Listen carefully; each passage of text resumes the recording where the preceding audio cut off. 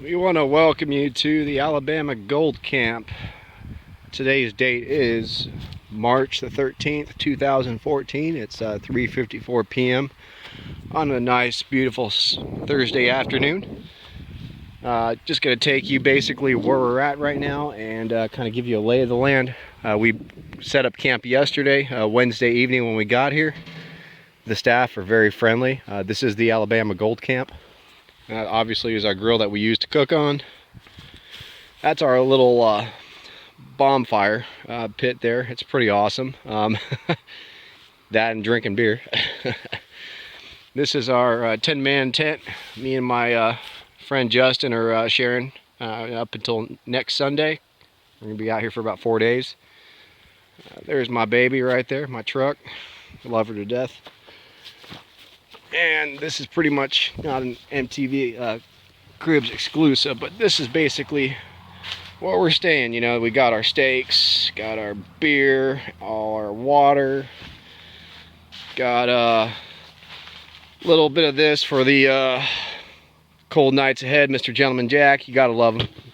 He's always good to bring on a camping trip. Pretty much all our food there. Got my sleeping bag, everything there.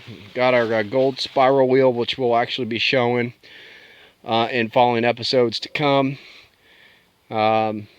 Basically, that's pretty much it. Got our charcoal. Got our little portable stove and heater for the inside of the tent when it gets really cold at night. It was actually below 30 degrees last night. Anyhow, there's our portable stove. And just going to take you guys out and show you the lay of the land. We've been out here since probably about, I want to say 12:20 in the afternoon. It's a beautiful place, very serene, peaceful. Only thing that you have a problem with is maybe hearing the train go by every so often, but that's about it. Nobody's out here to bother you. There's our prospecting equipment. That's my buddies. We keep our pans here. This is what we were using for our concentrate. We've obviously got a number 8, which is highly recommended if you're going to come to Alabama Gold Camp. You want to get a number 8 classifier. Remember to request that when you get here. They sell them here for $24.95. You get one of these, this will save you a hell of a lot of time, believe me. We got 4 buckets basically, one to keep all our concentrates in. This is basically a whole area. You've got your dirt mounds over there, as you see there. Where we're getting our concentrates from is over here by the back, as you can see here. It's a nice little area, and I mean, I'm all for people, you know, digging and, you know, putting, you know, basically piles of dirt there. But I like to look for the clay. I like looking for the clay because clay traps dirt. If you got the proper equipment, in my opinion, you have a better chance of getting gold.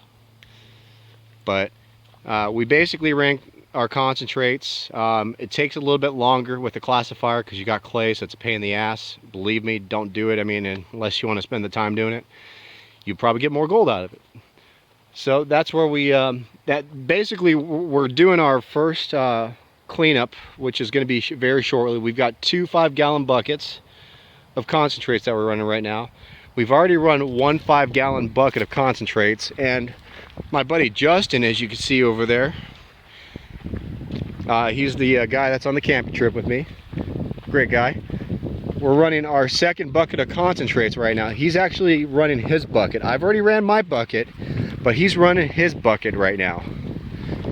And we're going to go ahead and take you over here and show you exactly our little setup we've got and how we got our sluice box set up. So as you see here, what's going on, Justin? This is basically our sluice box that we've got set up right now. It's a custom made sluice box I bought off eBay. It was about 150 bucks plus the special mesh. About basically $225 roughly. And We've got riffles here. I'm going to go ahead and get you a little bit closer to them here. If you look closely, you might see some flakes there. Right there. We've got the rock holding it down. We've got 1, 2, 3. We've got basically a 5-stage sluice box. You've got your rubber riffles. You got an additional set of riffles. You got your metal riffles. You got small little riffles in there. And it goes out to the end.